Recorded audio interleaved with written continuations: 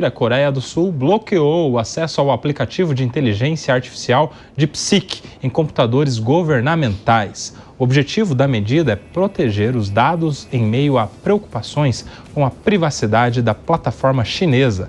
A Itália também bloqueou o chatbot, citando ameaças à segurança nacional e preocupações com possíveis vazamentos de informações confidenciais.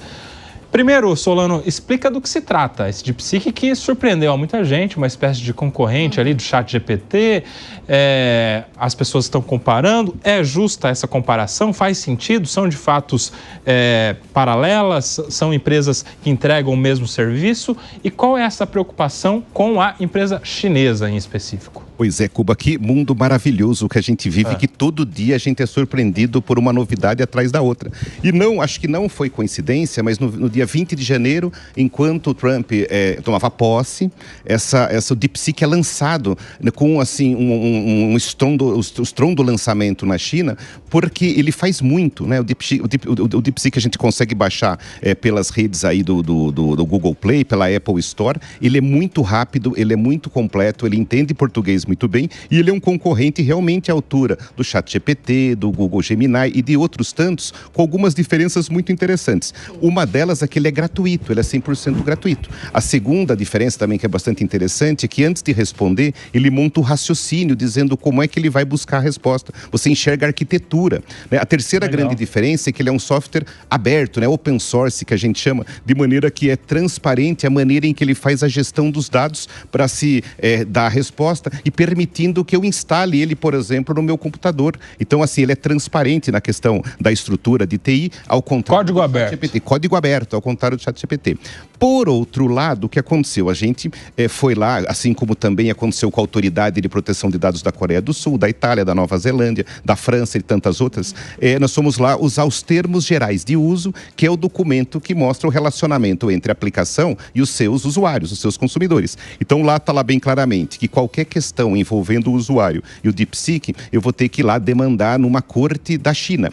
E lá também diz que todos os dados que eu escrevo ali no prompt, né, que eu escrevo no comandinho, quando eu faço o upload de algum documento, os dados meus de navegação, meu histórico de navegação, ele vai armazenar aquilo em servidores chineses. E a China, o que acontece? A China tem algumas normas, como tem a norma de proteção cibernética de 2017, que prevê que as empresas e pessoas físicas sediadas, estabelecidas na China, têm que colaborar com o governo chinês em assuntos de interesse nacional, que é uma cláusula muito aberta, mas que na prática a gente entende o seguinte: me dá os dados se eu precisar. E é por isso que a Meta não está na China, é por isso que o Google não está na China, porque esse tipo de compartilhamento não é, né, isso viola o direito dos usuários. E isso assustou o pessoal no mundo inteiro, ao mesmo tempo em que muita gente gostou, né? Então, assim, quem gostou comparou com os investimentos do ChatGPT, que foram mais de 100 milhões de dólares, e segundo, né, a imprensa chinesa, o DeepSeek gastou 6 milhões de dólares,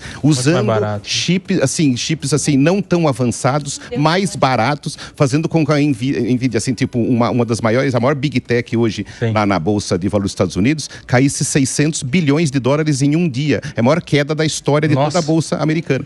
Como eu queria poder perder 600 bilhões e continuar multibilionário, hein? Tensão nível ouro, como o Diogo da Luz.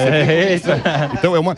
outro nível, Diogão. Somando todas as quedas das Big Techs, foi mais de $1 trilhão. Então, ao mesmo tempo que isso assustou, porque o chinês conseguiu fazer melhor com menos... Aliás, como é uma prática, tem sido, né, da indústria chinesa, mais barato, por outro lado, parece que é um risco gigantesco na gestão dos dados pessoais dos usuários. E é por isso que explica por que os governos do mundo inteiro, né, como foi o caso da Coreia do Sul, o caso da Itália, França, Nova Zelândia, Austrália, começaram a proibir ou né, a utilização nas redes de aplicativo, ou que os órgãos governamentais instalassem nos seus computadores, como aconteceu na Marinha dos Estados Unidos. Também proibiu todos os seus colaboradores de fazer uso. É um problema ao mesmo tempo que é um grande produto. Solano, rapidamente, e aqui no Brasil a gente está usando normalmente. É isso? Está liberado? Quer dizer, por enquanto os dados das pessoas que estão consumindo aí o DeepSeek estão indo lá para os servidores chineses. Exato, exato. Documento... Informação privada e tudo? A gente sabe que a Autoridade Nacional de Proteção de Dados instaurou um procedimento preliminar, mas a verdade é que, no fundo, o brasileiro tem uma gestão pessoal, de dados pessoais, de uma maneira muito particularizada, né? O brasileiro, assim, não se preocupa tanto quanto, por exemplo, um alemão, um francês. Então, esse é um problema que aí sim eu acho que o governo deveria fazer esse letramento. Eu sempre comparo com a questão do cigarro no Brasil. Quando o governo tirou a publicidade, impediu, por exemplo, que se fizesse, né, aquela questão ostensiva, diminuiu o fumo dia a dia, né? Então, acontece com a proteção de dados o contrário. A gente não tem grandes campanhas governamentais relacionadas à privacidade. Isso faz com que, por exemplo, tá todo mundo amando. Quem eu conheço, né, usando DeepSeek, ninguém não está tão preocupado. Está mais contente de não precisar assinar o ChatGPT e pagar R$130 por mês. Tem essa. Mas olha, a minha privacidade já foi pro brejo há muito tempo, né? É não raro eu tô conversando com alguém falando que eu desejo comprar uma coisa, daí, pum, aparece o anúncio aí. Não te aconteceu isso nenhuma vez ainda? Com todos nós, né? Eu quero muito saber a opinião da turma aqui sobre essa nova plataforma concorrente do ChatGPT, inteligência artificial. A turma tá usando, é mais barato, certamente isso vai ser popularizado, por enquanto, aqui no Brasil, sem nenhum tipo de restrição. Então a turma tá usando mesmo. Inteligência artificial no dia a dia, você usa, Maria? Usa no seu trabalho, na sua vida? Como é que é? Eu uso muito pouco quando eu preciso. Como eu trabalho com políticas públicas, a questão de saber dados que estejam atualizados é importante. Então, às vezes, eu faço perguntas. Qual foi o aumento de crime na cidade de São Paulo? Aí o ChatGPT já vem com esses dados muito, muito precisos e muito rápidos. Eu sou usuária do ChatGPT. Confesso que nunca usei o DeepSeek, mas estava aqui ouvindo atentamente a explicação do Solano e vi aqui que parece que as duas empresas têm propósitos diferentes. O ChatGPT tem um tipo de propósito. O DeepSeek é mais para dados, né? As empresas. Mas assim, não sou uma usuária ferrenha, devo confessar. Parece que na matemática o DeepSeek vai melhor do que o ChatGPT, não é isso?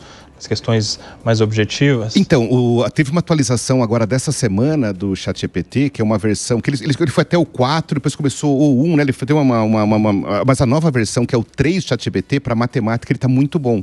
Então, eu já não sei dizer qual o melhor. Mas eu acho que o grande ponto aqui é que justamente eu acho, né? Eu até fiz uma experiência, estava comentando, né? Uma experiência com o DeepSeek essa semana. Eu perguntei para ele assim: me fale sobre o Massacre da Paz Celestial, que é um evento muito traumático, aconteceu na história chinesa, uma repressão, né, uma manifestação. Sim. E ele começou explicando muito, porque ele escreve bastante, ele é mais verborrágico que o ChatGPT. E aí, na metade, ele parou, ele deu tempo de eu dar um print, eu coloquei isso, inclusive, no meu LinkedIn, e ele apagou. Ele apagou e depois ele falou: vamos mudar de assunto. Olha, misterioso. Aí eu perguntei para ele, eu falei: mas o governo chinês faz o controle do que for, né, das informações postadas na internet? Ele respondeu que sim e disse a maneira. Ele não apagou, também fiz print e está no meu LinkedIn. Sim. Então, na verdade, e depois eu perguntei se tinha havido muitas mortes, muitos massacres na época de Mao Tse Tung. Ele começou escrevendo, afirmando que teve e depois ele apagou de novo. Sabe aquilo que você vê sempre na internet? Veja isso antes que a plataforma exclua. Sim. É exatamente o post do Solano de Camargo. Será que é verdade essa história, então? O que me parece é que, como sempre, informação é poder. Ou seja, o governo chinês está sugando a informação do mundo, né, para usar estas informações como poderio econômico, bélico, financeiro, etc. Só o fato, né, de ter abalado a maior bolsa de valores do planeta e ter dado um prejuízo para as big techs norte-americanas já é um primeiro passo de uma guerra econômica. Então, eu acho que o governo chinês ele vai saber, por exemplo, qual é o desejo de uma determinada região. Não é? Aquilo que o Diogo falou, assim, ele já vai saber de antemão o que ele tem que te oferecer, como oferecer, qual é o valor que isso seria. Se a inteligência artificial estiver me ouvindo aí, você pode me oferecer comida, viu? Porque, assim, restaurante bom eu estou consumindo. Então, se quiser me oferecer coisa que eu vou comprar, é comida. Então, assim, sob esse ponto de vista, essa revolução, eu acho que é uma nova revolução tecnológica de domínio financeiro. Você veja até pelos veículos, né? O chinês hoje, ele não importa mais carros, ele só exporta carros. Sim. Então ele quer saber o que o alemão gostaria de ter no carro, o que o inglês gostaria, o que o americano, e ele vai aprimorar isso até que, acho que toda família no mundo tenha um carro chinês. As fabricantes chinesas estão contratando designers estrangeiros para que os seus produtos sejam mais atrativos fora do território chinês, né? Fala, Priscila. Você perguntou se a gente utiliza, né, a inteligência artificial. Eu confesso que eu não utilizava, né? Mas depois que eu comecei a vir aqui no Tá Na Roda, e o nosso presidente, né, Leonardo Sic, falou, vai ficar para trás. O advogado que não utilizar, aquilo ficou na minha mente, né? E até ele prometeu um letramento, e eu tô já a primeira candidata. Ó, quem vai dar o letramento ali, ó. Eu já sou a primeira a inscrever. Eu comecei a fazer algumas espécies de pesquisas, tá? Mas eu preciso dizer o que aconteceu. Preciso dizer, dividir com a nossa audiência. Compartilha a sua experiência. Advocacia, eu comecei a pesquisar jurisprudência, mas eu fui fazer uma correção de uma prova, eu também sou professora, né? E aí eu fui corrigir uma prova semana passada, no domingo, Koba, e eu já sabia o gabarito, né? A gente estava dando gabarito extraoficial. Falei, como uma professora brilhante, tô aprendendo, ó, de direito processual penal, responda a seguinte pergunta dada no concurso tal. E coloquei a pergunta. Ele deu uma outra letra. Eu preciso dividir aqui. Deu uma outra letra. Aí eu escrevi, mas isso não está de acordo. Deu errado. Ele errou. Errou. Aí eu escrevi. Mas, de acordo... Eu não me lembro agora a questão, tá? Até entraram em contato comigo para dar a entrevista, deu um problema isso aí.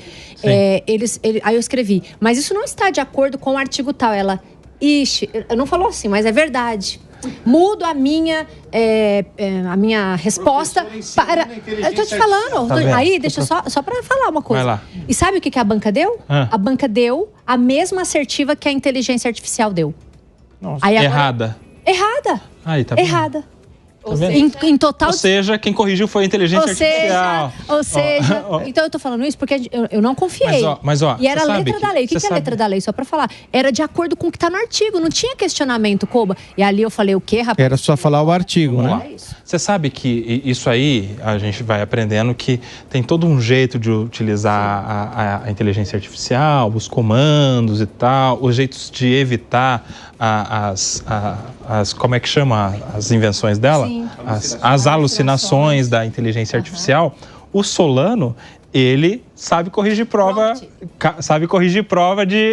por inteligência artificial também, não é? 400 questões em 12 minutos, verdade. Olha aí. Mas é que na verdade é o seguinte, a inteligência artificial generativa, ela não é uma ferramenta de conhecimento. Esse é o ponto. Ela é uma ferramenta de linguagem. Então, ela veio de uma evolução... Lembra quando a gente tinha no BlackBerry o autocompletar da palavra? A evolução virou hoje a IA generativa. Então, se ela for treinado num banco de dados que leve a resposta que você quer, ok. O problema é que no Brasil, os bancos de dados de jurisprudência, de doutrina e de leis, eles são fechados. Então, eles têm algumas informações. Então, pode ser que em algum momento o banco de dados seja transferido para essas empresas. Então, por exemplo, nenhum tribunal do país, ou outras empresas como o Jus Brasil e tudo mais, cedeu seus dados para treinar uma IA. Então, o que ela faz? Ela tenta encaixar uma palavra com a outra e é por isso que ela alucina. Tipo uma presunção.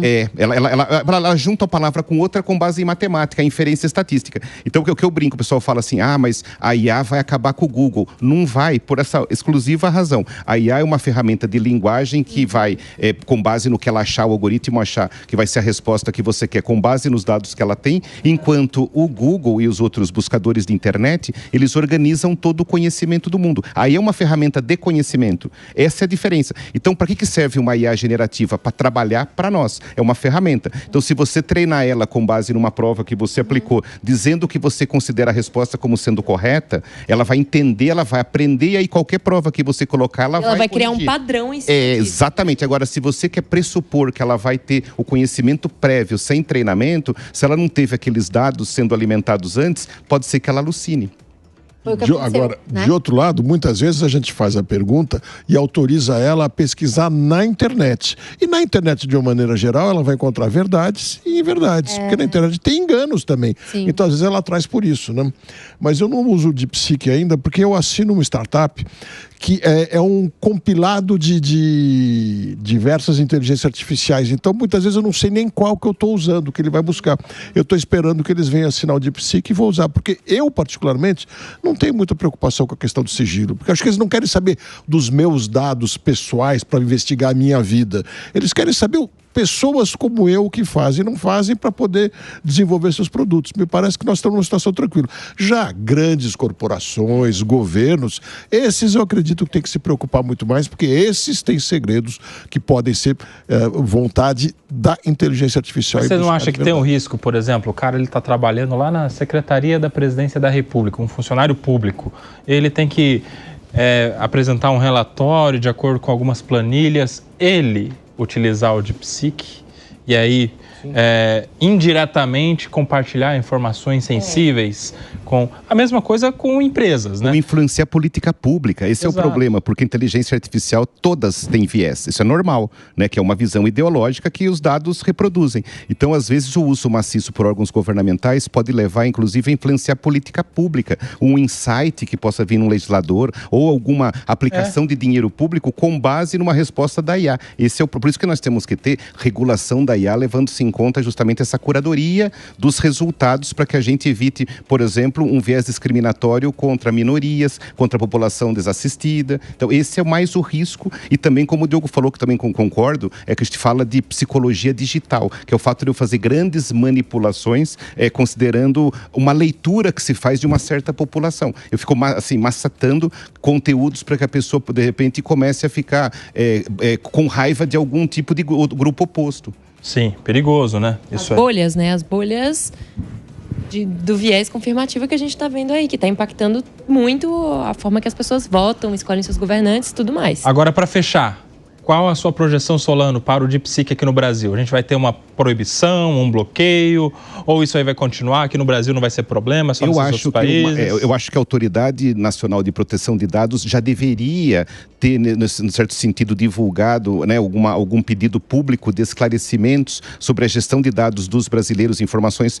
colocadas por brasileiros para a empresa lá da China, e até que ela responda, eu acho que o ideal era que não fosse liberado o uso. Uma precaução que, por exemplo, lá fora, a Coreia do Sul, a França, a Austrália tomaram. E lembrando que a semana passada nós tivemos uma segunda grande inteligência artificial chinesa lançada, que na minha opinião é melhor do que a DeepSeek, que é uma inteligência artificial do Alibaba, que o brasileiro conhece pelo produto AliExpress, que chama Qwen. É Q de queijo, W, E de elefante, N, Qwen.